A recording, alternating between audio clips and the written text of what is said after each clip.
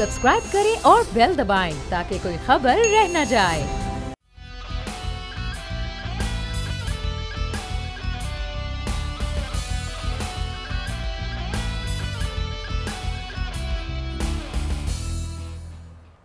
अस्सलामुअलैकुम नाज़रीन, प्रोग्राम में आपको कहेंगे खुशामदीद। मैं हूं महविश तबस्सुम और मेरे साथ मौजूद हैं बोल न्यूज़ के एडिटर इन चीफ नज़ीर लगारी साहब।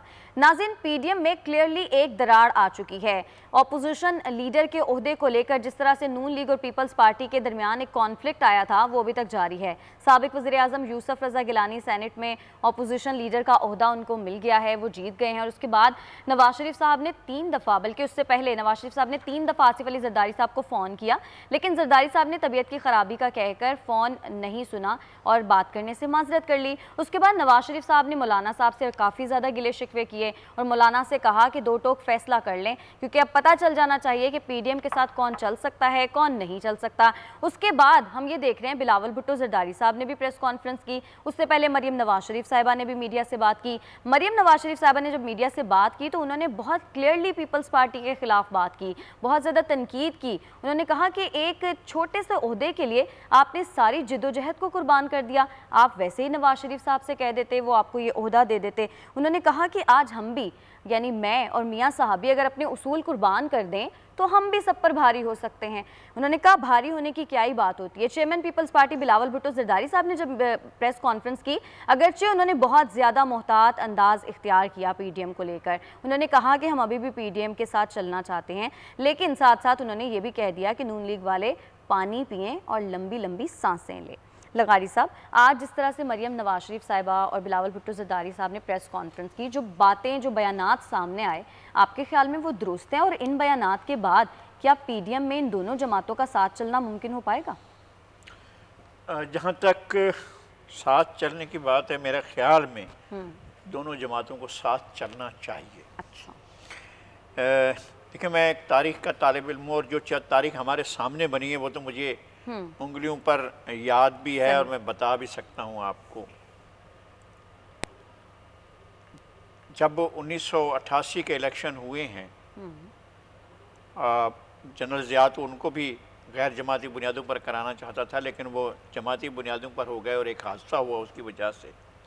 उस दिन से लेकर आज तक, चाहे पीएमएलएन और पीपल्स पार्टी साथ रहे हों या न रहे हों, पीएमएलएन का टारगेट जो है वो इस्टेब्लिशमेंट से ज़्यादा हमेशा पीपल्स पार्टी रही है।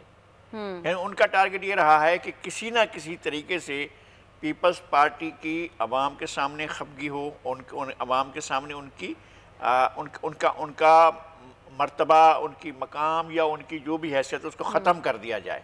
एक ये रहा है, और दूसरा ये रहा है कि कोई मौका नहीं छोड़ा गया। जरदारी साहब ने, मियाँ नवाज शरीफ जितना अरसा वज़ीर आज़म रहे हैं 90s के डिकेड में, एक दिन भी उनके दौर में जरदारी बाहर नहीं रहे हैं।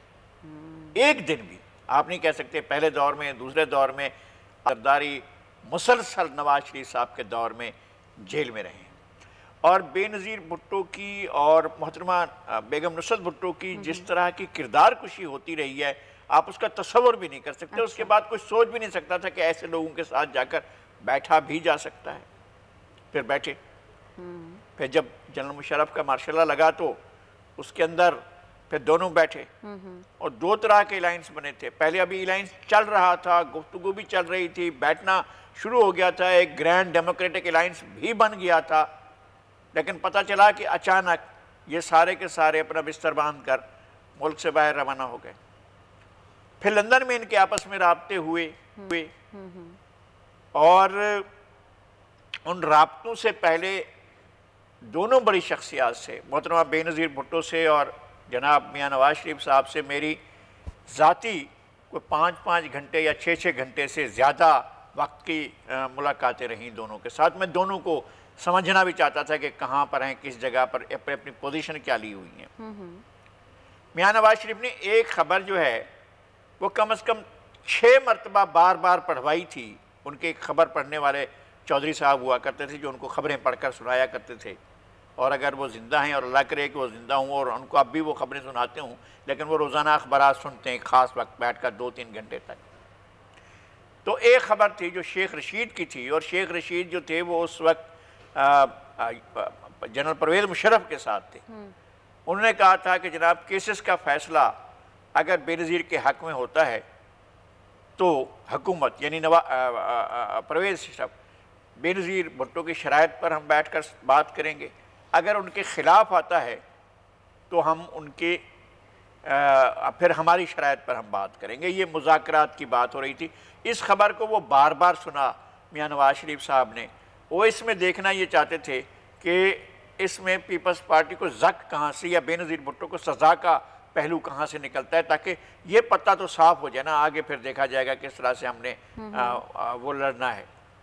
یہی وہ دن تھے جب ان کے رابطے ہوئے لندن کے اندر، اور بہت سی چیزیں ہیں. مجھے بہت افسوس ہوتا ہے کہ تاریخ کو کوئی نہیں یاد رکھتا ہے، نہ تاریخ کو رکھا جاتا ہے. بہت سے نازک چیزیں ہوتی ہیں کہ آپ ایک دوسرے کا باہمی احترام جو ہے اس کو ملحوظ خاطر رکھیں. بعض دفعہ اس حدود کو بھی کراس کر دیا جاتا ہے. ہم نے میاں نواز شریف صاحب کی ایک بہت اچھی تقریر سنی تھی جب انہوں نے وزیر اعظم کے طور پر حلف اٹھایا تھا، اور جناب آصف علی زرداری کے اعزاز میں ایک استقبالیہ دیا تھا کیونکہ ان کی مدت چل رہی تھی صدارت کی.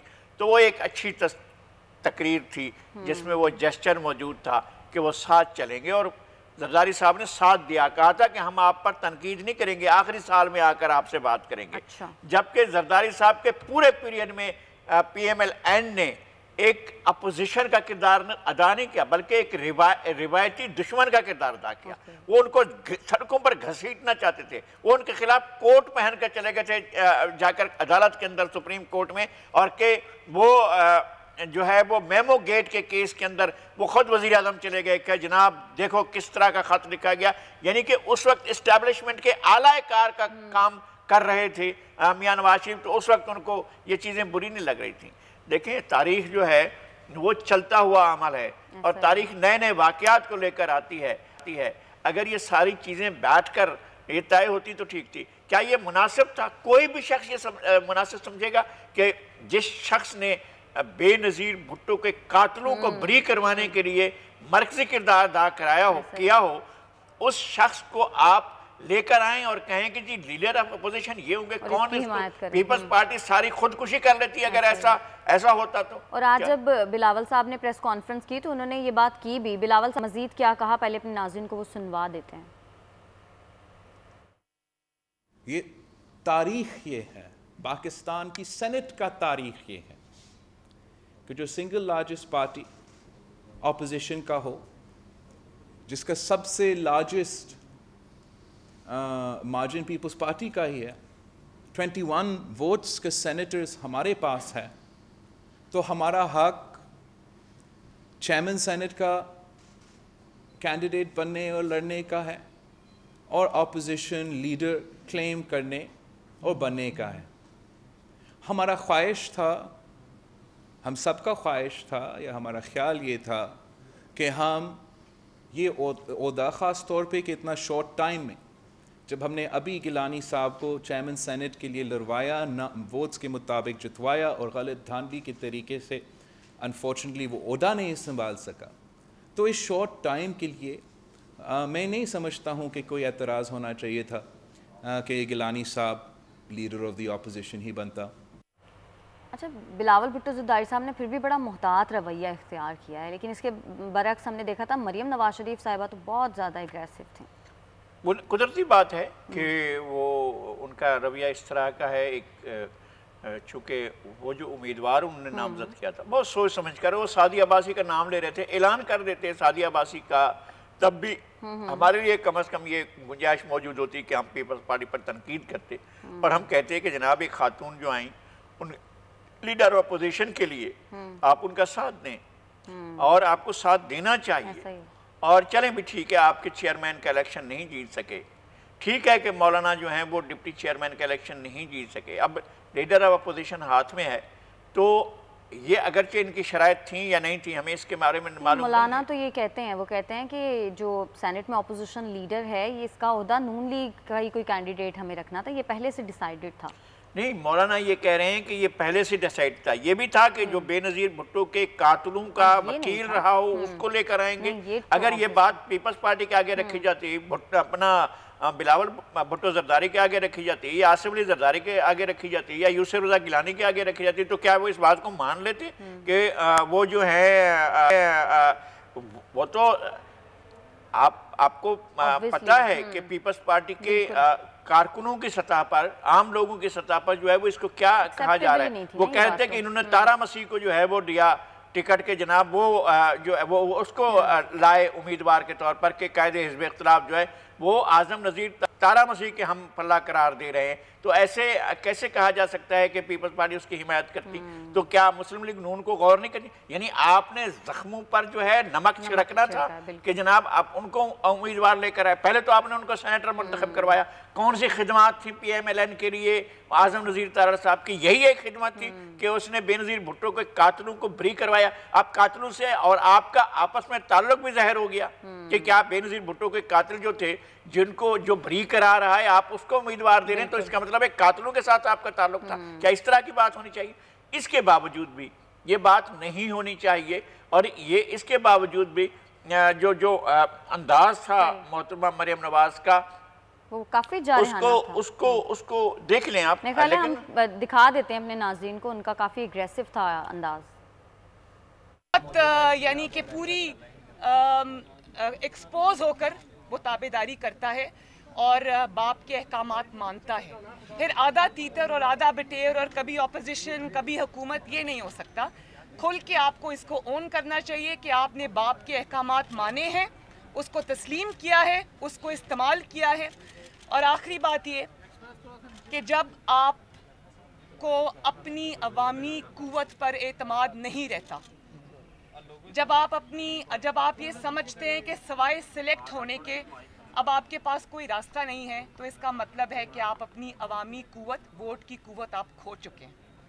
تو صف بندی ہو گئی ہے، عوام دیکھ رہی ہے۔ آپ اب لاکھ کہیں کہ انڈیپینڈنٹ ہیں، انہوں نے ہمیں ووٹ دیا ہے، یہ ہوا ہے وہ ہوا ہے، ایسا نہیں ہوا۔ آپ کو باپ کے لوگوں نے ووٹ دیا ہے، باپ کے کہنے پر ووٹ دیا ہے۔ مریم نواز نے یہ بھی کہا کہ اگر آپ کو ووٹ ہی چاہیے تھے اور ایک عہدہ ہی چاہیے تھا، ویسے کہہ دیتے نواز شریف صاحب سے، وہ آپ کو دے دیتے۔ لگائی صاحب، اس طرح کا جو رویہ ہے اس کے بعد آپ کو لگتا ہے ایسے تو ساتھ چلنا بڑا مشکل ہو جائے گا؟ دیکھیں، یہ نہیں کہہ سکتے ہم ساتھ چلنا ہے۔ ایک چیز ہے کہ جو ہم یہ کہتے ہیں کہ اداروں کو ایک دوسرے کے معاملات میں انکروچمنٹ نہیں کرنی چاہیے، یہ تو چل رہی تھی۔ ہمیشہ سے P M L N beneficiary رہی ہے اداروں کی انکروچمنٹ کی۔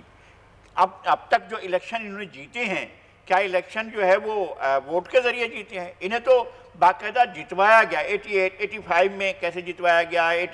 85 میں تو یہ وزیر اعلیٰ نہیں بن رہے تھے، وزیر اعلیٰ بن رہے تھے مخدوم زادہ حسن محمود، اور مخدوم زادہ حسن محمود کا راستہ روکنے کے لیے 85 میں ان کا راستہ روکنے کے لیے جنرل ضیاء الحق کو خود آنا پڑا اور یہ کہنا پڑا کہ میری زندگی اس کو لگ جائے نواز شریف کو، اور ہم نواز شریف کو لانا چاہتے ہیں۔ اس لیے مخدوم زادہ حسن محمود کے پاس سیٹیں موجود تھیں، ان کے پاس پورے ووٹ موجود تھے، ان کو ہٹایا گیا، پیچھے کیا گیا، اور ان کے خلاف جو ہے جنرل ضیاء کھل کر سامنے آ گیا اور اس نے آ کر مخدوم زادہ حسن محمود کو پیچھے کرایا۔ یہ آ گئے 88 میں قومی اسمبلی میں پنجاب میں جو ہے سویپنگ سیٹیں تھیں پیپلز پارٹی کے پاس، اور 3 دن کے بعد جو صوبائی اسمبلی کے انتخابات ہو رہے ہیں، صوبے کی جو ہے وہ اتنی بڑی دھاندلی کی گئی کہ وہ ساری کی ساری سیٹیں جو ہیں وہ پیپلز پارٹی کی لوز ہو گئی، اور معلوم ہوا کہ بڑی اکثریتی پارٹی تو پی ایم ایل این ہو کر آ گئی ہے۔ اور پھر پی ایم ایل این کی باقی پورے کے پورے ادارے مل کر کام کر رہے تھے کہ کسی طرح سے میاں نواز شریف وزیر اعلیٰ برقرار رہیں۔ بن گئے وزیر اعلیٰ، دوبارہ بن گئے۔ دوبارہ بنے تو انہوں نے وزیر اعظم کے سٹیٹس کو قبول نہیں کیا، وزیر اعظم کا منصب قبول نہیں کیا، وزیر اعظم کی جو ان کا عہدہ تھا اس کو تسلیم نہیں کیا، اور کبھی بھی وہ وزیر اعظم کو ریسیو کرنے کے لیے کبھی بھی نہیں ایئرپورٹ پہنچے یا کہیں بھی نہیں پہنچے، ملنا نہیں چاہتے تھے وزیر اعظم سے، یہ ان کا تھا۔ پھر اس کے بعد جب خود وزیر اعظم بنے، ان کو اتنا بڑا مینڈیٹ دیا گیا کہ یہ ایسا مینڈیٹ، اتنی بڑی چوری تھی، تاریخ کی سب سے بڑی چوری تھی، ہو گئی۔ اب بھی کیا ہوتا ہے جیسے یعنی اب تک جو ہوتا رہا ہے، آخری تو میں کیا کہوں کہ امریکی وزیر خارجہ آئے تھے اور انہوں نے ایک فرمان جاری کیا تھا کہ اگلے وزیر اعظم نواز شریف ہوں گے، تو ہو گئے۔ یہ آخری بار جب بنے تھے وزیر اعلیٰ، تو وزیر اعظم جب بنے تھے تب بھی یہی صورتحال ہوئی تھی۔ اب کیا ہوتا ہے اب بھی یہ ہوتا ہے کہ لاڑکانہ کو انصاف نہیں ملتا ہے، لیکن لاہور کو انصاف ملتا ہے۔ لاڑکانہ کے لوگ جو ہیں، اگر لاڑکانہ کے برابر میں 70 کلومیٹر سے بھی کم فاصلے پر ہے، وہاں کا خورشید شاہ 2 سال سے جیل میں پڑا سڑ رہا ہے، اس کو کوئی نہیں پوچھے گا کہ پہلے سال تو وہ اسٹیبلش ہی نہیں کر سکے، پورا سال گزر گیا، اس کے اوپر کئی مہینے گزر گئے، بتایا تک نہیں کہ چارج کیا ہے، آپ پر الزام کیا ہے، آپ کے خلاف کارروائی کیا کرنی ہے، وہ نہیں تھا۔ بعد میں لگایا گیا، ایک بوگس کوئی چیز لگائی گئی ہے، کورٹ میں جا کر دیکھیں گے، جو بھی ان کا ہوگا ان کا مقدر ہے۔ لیکن سوال یہ ہے کہ یہ تو سارے کے سارے باہر آتے ہیں، ان کی سزائیں ہو جاتی ہیں، سزائیں معطل ہو جاتی ہیں، ان کی سزائیں ہوتی ہیں تو یہ جیل سے باہر ہوتے ہیں، یہ سزائیں ہوتے ہوئے جیل سے باہر گزارتے ہیں۔ تو یہ رعایتیں تو اب بھی ہیں، اسٹیبلشمنٹ تو اب بھی ان کے ساتھ اسٹینڈ کرتی ہے۔ لیکن لغاری صاحب اب یہ بتائیں کہ 2 افراد سے جھگڑا ہے بھائی، سیدھی بات یہ ہے، 2 افراد سے نام لیتے ہیں، وہ جنرل قمر جاوید باجوہ سے، جنرل فیض حمید سے، یہ جھگڑا ہے ان کا، اور اسٹیبلشمنٹ اب بھی ساتھ دے رہی ہے پی ایم ایل این کو۔ تو کیا پیپلز پارٹی کو ہم کہیں کہ جی تم بڑے ظالم ہو، تم اپنا یوسف رضا گیلانی کو لے کر آتے ہو، وہ بناتے ہو؟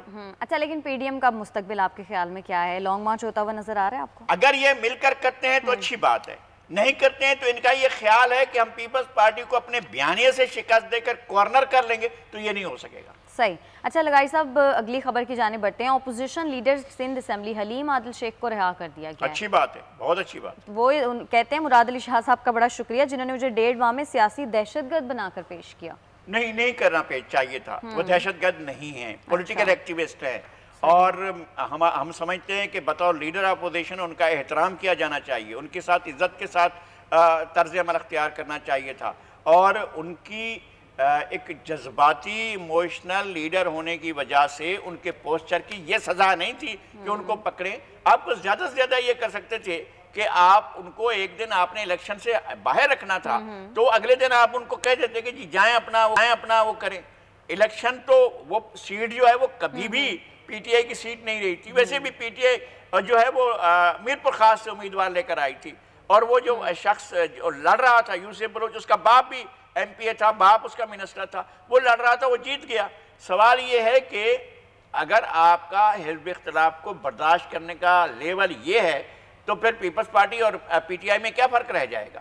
انہیں اپنی اپوزیشن کو برداشت کرنا چاہیے، ان کے ساتھ چلنا چاہیے۔ اپوزیشن لیڈر کے ساتھ آپ وزیر اعلیٰ ایک میٹنگ تو کریں، چلے جائیں اٹھ کر قائد حزب اختلاف کے آفس میں جا کر ملیں کہ جی میں آیا ہوں آپ کے ساتھ ملنے کے لیے، گزشت آئیں، ہم بیٹھ کر معاملات پر بات کرتے ہیں، اور ہم جھگڑے وہاں نہیں کرتے ہیں ایوان میں، ہم یہاں بیٹھ کر ایک بات طے کر لیتے ہیں، کوئی فارمولہ طے کریں۔ اچھا وہ نہیں کر رہے ہیں اگر قومی یا کہیں اور، تو آپ تو اپنے بیٹھ پر جہاں پر آپ کے پاس اقتدار ہے آپ تو کر سکتے ہیں، یہ پیپلز پارٹی تو کر سکتی ہے۔ صحیح۔ اچھا فردوس شمیم نقوی صاحب نے بھی بیان دیا، انہوں نے کہا سندھ حکومت نے 700 بلین کے پیکج میں سے کوئی منصوبہ شروع نہیں کیا، وزیر اعلیٰ سندھ کوئی کام نہ کر سکے، سڑکیں بنی نہ سیوریج کا نظام ٹھیک ہوا۔ لغاری صاحب یہ بات تو اب سچ ہے، کراچی میں کسی قسم کا کوئی نظام نہیں۔ یہ ایک تو افتتاح ہو چکا ہے ملیر ایکسپریس وے کا، جس کے بارے میں آپ نے بھی دیکھا ہے اور ہم نے بھی دیکھا ہے، ایک بڑا پروجیکٹ، میگا پروجیکٹ ہے، وہ تقریباً بتایا جا رہا ہے کہ 400 ارب روپے کا وہ پیکج ہے۔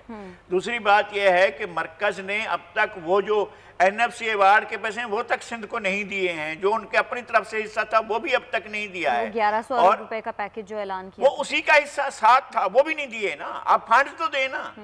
فنڈز تو اسی 1100 ارب کے پیکج میں انہوں نے ملیر ایکسپریس وے کا افتتاح بھی کر دیا، اس پر کام بھی شروع کر دیا۔ یہ تو یہ نہیں ہے کہ کچھ بھی نہیں ہو رہا ہے، بھائی نالوں کی صفائی ہوئی ہے، اس کے اخراجات کس نے ادا کیے؟ وہ صوبائی حکومت نے دیے ہیں آپ کو اخراجات، بڑے نالے صاف کیے گئے ہیں۔ ہو سکتا ہے کہ بارشوں میں وہ صورتحال نہ ہو جو ماضی میں رہی ہے، اب بھی یہ ہوتا رہا تھا، ہم نے اس مرتبہ میڈیا نے زیادہ اٹھایا، اور وہ پچھلی 1 سال پہلے کی فوٹیج بھی چلائی گئی تھی، ہم نے نہیں چلائی تھی اور میڈیا نے چلائی تھی، اس ایشو کو زیادہ تیز کرنے کے لیے۔ ایسا بھی ہوا تھا کہ ہم نے خود جا کر دیکھا تھا، جس کو بتایا جا رہا تھا کہ یہاں پانی بہ رہا ہے، وہاں کچھ بھی نہیں تھا، اور پورے کا پورا جو اپنا گلستان جوہر کا علاقہ، گلشن اقبال کا علاقہ سارا صاف ہو گیا تھا، جو 1 سال پہلے کی بارشوں میں پورا بھرا ہوا تھا وہ صاف بھی ہو گیا تھا۔ میں کہتا ہوں کہ اب بھی کام ہوا ہے، اب بھی چیزیں بہتر ہوں گی پہلے کی نسبت، لیکن اس کو ہم یہ نہیں کہہ سکتے کہ صوبائی حکومت نے بہت اطمینان بخش کام کر لیا اور کام کرنے کی ضرورت نہیں ہے۔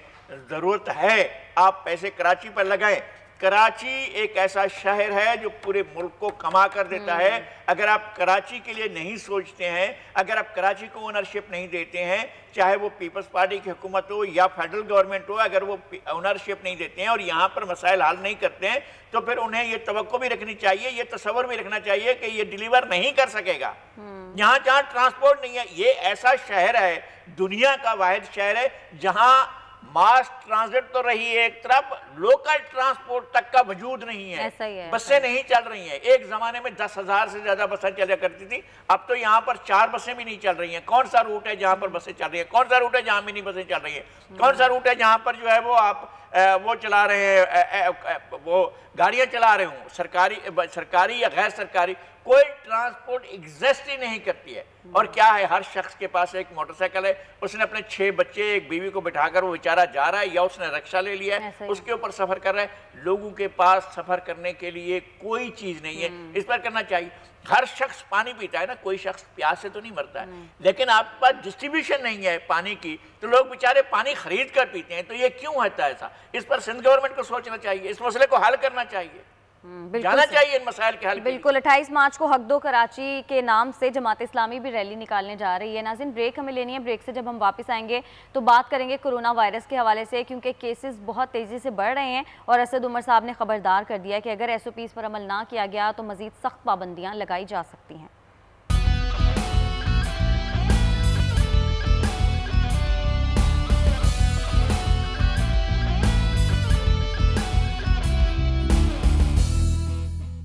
वेलकम बैक नाज़रीन, और बड़ी खबर आपको दे रहे थे। सट्टा माफिया के 40 सरकर्दा अरकान के बैंक अकाउंट्स मुंजमद कर दिए गए हैं और सट्टा माफिया के खुफिया असासों की छानबीन का आगाज कर दिया गया है। लगारी साहब, असद खरल साहब ने ये बहुत बड़ी खबर दे दी है, क्या कहेंगे आप इस पर? मेरे ख्याल में अब वक्त आ गया है कि हुकूमत को ये सोचना पड़ा है कि जनाब अब कार्रवाई का वक्त आ गया है। लोग पूछेंगे, अभी रमज़ान में जो क़यामत टूटने वाली थी और जो इस माफिया ने काम करना था, और आगे और माफियाज आएंगी रमज़ान में, इसी तरह से अगर FIA विजिलेंस रहती है, अगर इस तरह से काम होता रहता है, तो मेरे ख्याल में फिर आटे का बहरान भी पैदा नहीं हो सकेगा और महंगाई भी नहीं पैदा हो सकेगी। मेरे ख्याल में इस तरह के काम को और आगे करना चाहिए।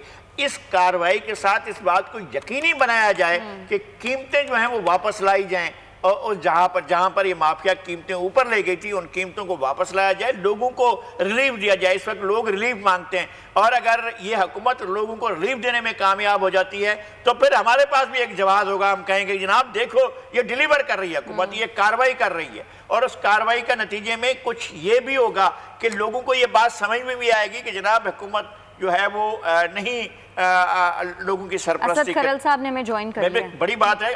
जनाब असद खरल साहब से जरूर बात करें। असद खरल साहब जी, आप तफसीलात बता रहे थे। लगारी साहब, मेरा ख्याल है पहले भी हम ये माफिया का सुनते थे और हर माफिया में बात की थी, और इस हुकूमत के समेत कि ये चीनी माफिया, आटा माफिया, हर हुकूमत के अंदर मुख्तलिफ शक्लों में, मुख्तलिफ नामों से, मुख्तलिफ पौधों पे ये दाएं बाएं हुक्मरानों के बैठे होते हैं।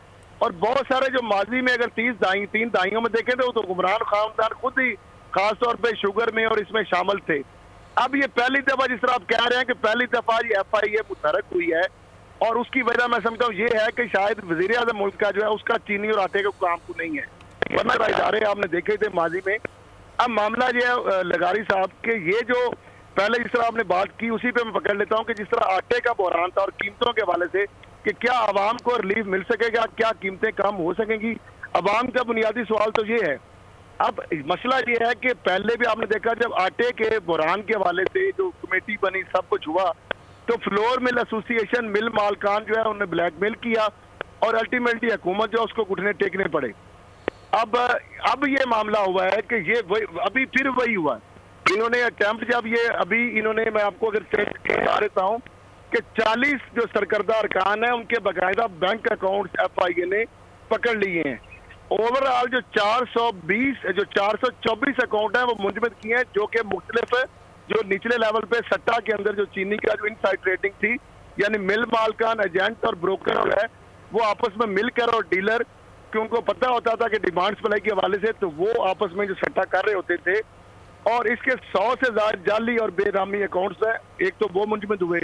फिर इसके साथ साथ जो आवाम के हवाले, जिस तरह आपको पता है कि ये एक बुरान बड़ा, और सिर्फ 20 रुपए कीमत के हवाले से जो एफ आई इनका, सिर्फ जो 70 से जब 90 रुपए हुई चीनी तो 110 अरब रुपया इनके अकाउंटों में गया।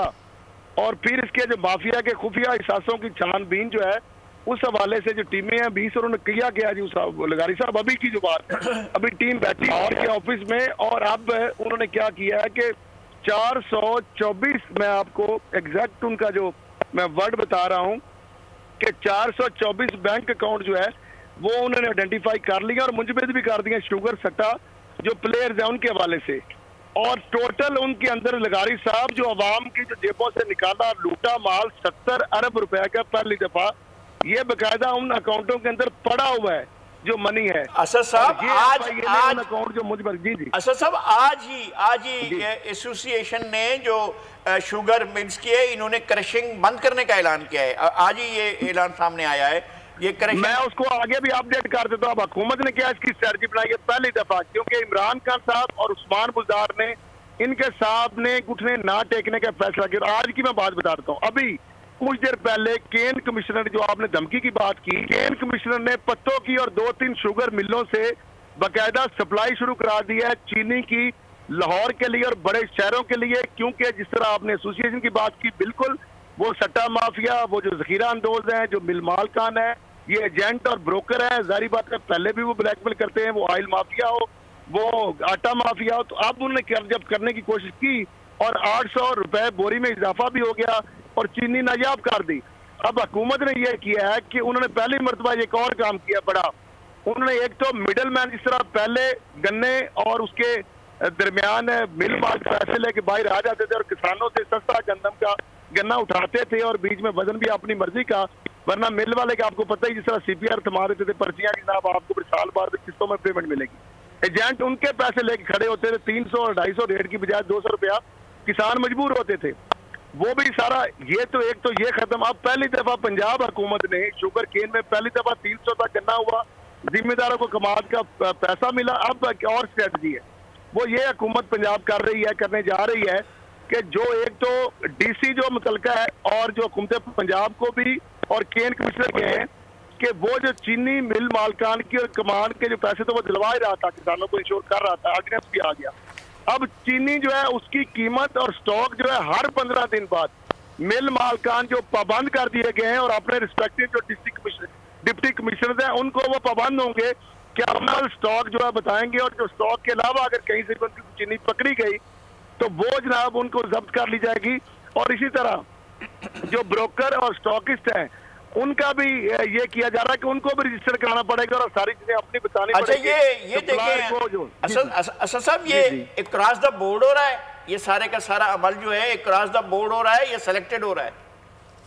नहीं, इसमें आप देखें जहांगीर तरीन साहब, अली तरीन साहब, हमजा शहबाज, इसमें शहबाज शरीफ, ये पंजाब में जितने भी प्लेयर है आपको पता है, उसमें खुसरो बख्तियार वगैरह जितने भी ले हुए मिल मालकान है, जारी बात है उसमें मेजर लाइन शेयर अगर बात करें प्रोडक्शन के हवाले से तो वो तो जहांगीर तरीन साहब का आता है। तो जहांगीर तरीन साहब की JWD। अच्छा, क्या हम ये तवक्को रखेंगे कि इस बात की भी कि अब गिरफ्तारियां शुरू होंगी?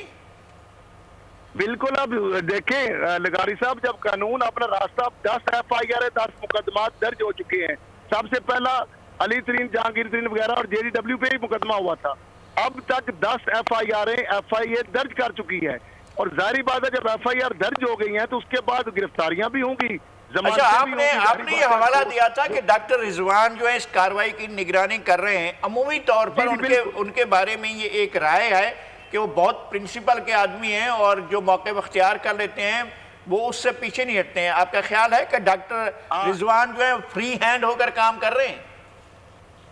उसकी एविडेंस एक आपके सामने है कि सिंध में भी जो हुक्मरानों से जारी बात है उनके ऐसी चीजें रिपोर्ट्स उन्होंने की थी जो हुकूमत वक्त को जारी बात है प्रोविंशियल गवर्नमेंट के अंडर होता है पुलिस डिपार्टमेंट सिंध में। वहाँ पता है उन्होंने अपने ही हुक्मरानों के शायद कुछ लोगों के बारे में इस तरह की रिपोर्ट IG को भिजवाई थी जिस पर उनको सिंध बदर किया गया था। तो अब यहाँ पे जो वो काम कर रहे हैं, क्योंकि पुलिस PSP अफसर हैं पुलिस के भी और डायरेक्टर FIA हैं और उनके नीचे टीमें हैं और बराह रास्त इस जो ऑपरेशन को ना सिर्फ पंजाब हुकूमत की मामलत है, मुकम्मल सरपरस्ती है और इंटेलिजेंस इदारों की सरपरस्ती है, क्योंकि वजीर आजम ने ये टास्क दिया और बराह रास्त वजीर आजम को वो ये रिपोर्ट कर रहे हैं। DG FIA वजीर दाखिला शेख रशीद हैं मशीर अकाउंटेबिलिटी और साथ स्टेट मिनिस्टर फॉर इंटीरियर, क्योंकि FIA उनके नीचे आती है, नैब तो नहीं आता, ऑटोनमस बॉडी है, उसके पास नहीं है।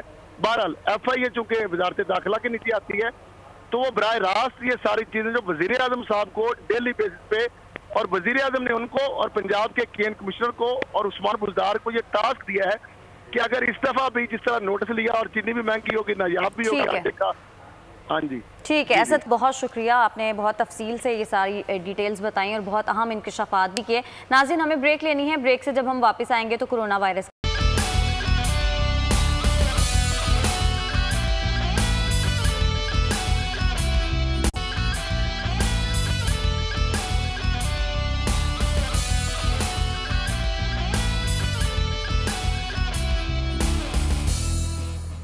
नाज़रीन, कोरोना केसेस एक दफ़ा फिर बहुत तेज़ी से फैल रहे हैं। 9 माह के बाद एक दिन में सबसे ज़्यादा कोरोना केसेस रिपोर्ट हुए हैं और असद उमर साहब ने खबरदार किया है कि सख्त फैसले लेने पड़ सकते हैं। लगारी साहब, आप देख रहे हैं कि कोरोना केसेस कितनी तेज़ी से बढ़ रहे हैं, तो क्या सख्त फैसले करने की वाकई ज़रूरत है? बिल्कुल है। ऐसा है कि अब आपको यकीनी बनाना है कि लोग SOP को फॉलो कर रहे हैं या नहीं कर रहे हैं, और उसके बाद उसकी कार्रवाई भी होनी चाहिए। कार्रवाई होती है तो फिर लोगों को पता चलता है कि यानी हुकूमत संजीदा है। अगर हुकूमत की संजीदगी को ज़ाहिर करना है तो जो लोग SOP की ख़िलाफ़ वर्जी करें, आप उनके ख़िलाफ़ कार्रवाई करें, और कोई दूसरा रास्ता नहीं है। लोगों को अब एक सूरत हाल ये है कि आप क्या बंद कर दें निज़ाम ज़िंदगी को, तो आप पिछले साल ये कर चुके हैं और इस सारे प्रोसेस से गुजर भी चुके हैं। अब जब ये बढ़ रहा है तो फिर आपको जाना पड़ेगा। अगर लॉकडाउन जहाँ करना हो तो वहाँ लॉकडाउन ऐसा करें कि लोग याद रखेंगे ये लॉकडाउन हुआ था। और अगर आप जो है जाते हैं कि लोगों को पाबंद बनाना है, तो फिर आपको अगर मास्क के बगैर कोई नज़र आता है तो फिर वो आपको जो है वो कहीं ना कहीं तो उस पर आपके कदगन होनी चाहिए, कहीं ना कहीं तो रुकावट होनी चाहिए कि लोग आराम से जो है फिर रहे होते हैं। लोग सीरियस नहीं ले रहे हैं इस सूरत हाल को कि बहुत जो है सिंध में जो कार्रवाइयाँ हुई पिछले साल, उसके नतीजे आ रहे हैं कि सिंध में उसकी शरह बहुत कम है और बलूचिस्तान में भी बहुत कम है, पंजाब में बहुत ज़्यादा है और KP में भी ज़्यादा है। तो मेरे ख्याल में कोशिश ये करनी चाहिए कि लोगों को SOP का पाबंद बनाया जाए, एक मामूली ज़िंदगी बनाया जाए कि जब आप निकलें तो मास्क पहने हुए हों, आप हाथों को सैनिटाइज कर चुके हों और सैनिटाइजर का इस्तेमाल करें और डिस्टेंसिंग करें और आप फासला रखें। तो ये एक जो बचने का तरीका है उससे आप बच सकते हैं। और ये बात ज़रूर याद रखें कि it is more lethal than last year. ये जो है ये बहुत जानलेवा है, ख़तरनाक है और बहुत ज़्यादा ख़तरनाक है। ये जो वायरस आया है इसके अंदर ज़्यादा इम्कान है कि जो इसके अंदर मुब्तला हो, खुदा ना खास्ता, तो उसकी ज़िंदगी को खतरा ज़्यादा लाक हो सकते हैं। तो इस पर ज़रूर ख्याल बिल्कुल। अच्छा, सोशल मीडिया पर 2 पाकिस्तानी ख़वातीन के नाम, उनकी तस्वीर बहुत ज़्यादा शेयर की जा रही हैं। दोनों ने अपने अपने शोबों में अनमिट नकूश छोड़े हैं। ब्रॉडकास्टर एक तो कमल नसीर और ड्रामा निगार हसीना मोइन, दोनों की कल एक ही दिन में वफ़ात हुई। बहुत ही अफसोसनाक सानहा है, सदमा है आर्ट की दुनिया के लिए, TV की दुनिया के लिए। दोनों बड़े नाम हैं। कमल नसीर ने 17 साल की उम्र में रेडियो पर बैठकर, TV के सामने बैठकर स्क्रीन पर पहली दफ़ा एक पहला चेहरा पाकिस्तान के लोगों ने, शायद उस नस्ल के बहुत कम लोग जो अपने शऊर में थे और अपने हवास में थे जिन्होंने देखा हो, क्योंकि TV की तो एक तवील उम्र है। 57 साल का हमारा TV स्क्रीन हो गई है और हमने तो बग़ैर TV के भी एक वक्त गुजारा है और उसके बाद हमने भी TV देखा है। तो हमने भी कमल नसीर को देखा और तारिक अजीज़ को पहले रोज़ खबरें पढ़ते देखा। ये सारा कुछ ऐसा था। गुज़श्ता साल हमसे तारिक अजीज़ बिछड़े, इस साल कमल नसीर बिछड़ी हैं। और हसीना मोइन के बारे में ये कहा जा रहा है कि जनाब वो उनकी हालत बहुत ख़राब थी या वो कैंसर में मुब्तला थी। हालांकि पिछले दिनों उन्होंने हम उनसे मुलाकात रही, हम साथ रहे और हमारी बातें होती रही हैं। कभी कहीं से भी हसीना मोइन की हालत से ये तासुर नहीं मिला कि वो इतनी शदीद बीमार हैं और कैंसर में मुब्तला हैं। एक बड़ी शख्सियत थी और उनकी अपने जो किरदार वो बनाती थी ना, ऐसे मजबूत किरदार होते थे। औरतों के किरदार इतने उन्होंने मजबूत बनाए, इतने ठोस बनाए कि अब तक याद रखे जाते हैं उन किरदारों को। तो अंदर से वो आप खुद बहुत मजबूत थी, वो खुद बहुत मजबूत थी। उनकी मजबूती तो अब ये भी जाहिर हो गई है ना, हमें पता ही नहीं चला कि वो कैंसर में मुब्तला थी और कैंसर से वो चली गई है इस दुनिया से। तो एक बड़ा नाम जिसने एक अहद को 70s में, 80s में, 90s में एक अहद को उन्होंने किया, और एक अहद को उन्होंने जो है एक तहजीब दी, एक अहद को उन्होंने अपने एक औरत की एक नई दरियाफ्त दी, एक नई शनाख्त दी। वो एक बहुत बड़ी शख्सियत थी। हसीना मोइन ने उर्दू ड्रामे में, हसीना मोइन थी, हमारी बजिया थी, इन लोगों ने उर्दू ड्रामे को एक कमाल अता किया था और हम उनको हमेशा याद रखेंगे। और फिर ये कि जो लोकल टच था यहाँ का, उसके बारे में अल्लाह इनको सलामत रखे, नूरुल हुदा शाह, नुसरत कलांचवी, इन लोगों ने ड्रामे किए। अभी हमारे दोस्त थे अब्दुल कादिर जुनेजो, जो वो पिछले साल वो इस दुनिया से वो भी चले गए थे, उन्होंने बड़ा ड्रामा लिखा। तो ड्रामा, बड़ा ड्रामा जो जिन लोगों ने दिया है और जिन लोगों ने बड़े ड्रामा पाकिस्तान की सोसाइटी में आया है, अल्लाह सलामत रखे अमजद इस्लाम अमजद को, कि उन्होंने भी बड़े ड्रामे लिखे हैं।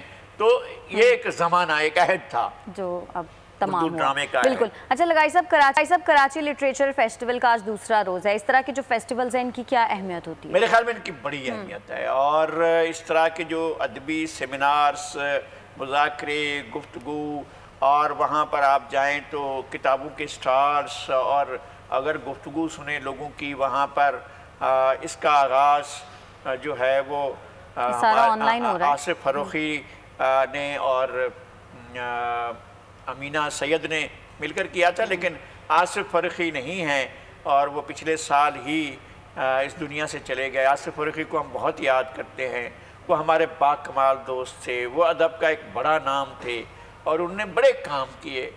मुझे अब भी याद है कि जब उनका तर्जुमा सिद्धार्थ का उन्होंने तर्जुमा किया था हरमन हेस के नावल का, क्या कमाल तर्जुमा किया था कि आप एक ही निशस्त में पूरा नावल पढ़ लेते हैं और फिर उसके पढ़े बगैर आप उसको छोड़ नहीं सकते। इस कमाल का उन्होंने बड़े काम किए, और भी बहुत बड़े काम थे आसिफ फरोखी के। ये जो कराची लिटरेरी फेस्टिवल है हमेशा याद रखा जाएगा और इसको और इसकी जब भी इसका इनाकाद होगा तो आसिफ फरोखी को कभी भी नहीं बुलाया जाएगा। वो बहुत बड़ी शख्सियत। ठीक है, बहुत शुक्रिया लगारी साहब। नाज़रीन, अब कल आपकी खिदमत में फिर से हाजिर होंगे, तब तक के लिए हमें इजाज़त दीजिएगा। अल्लाह ने के बाद।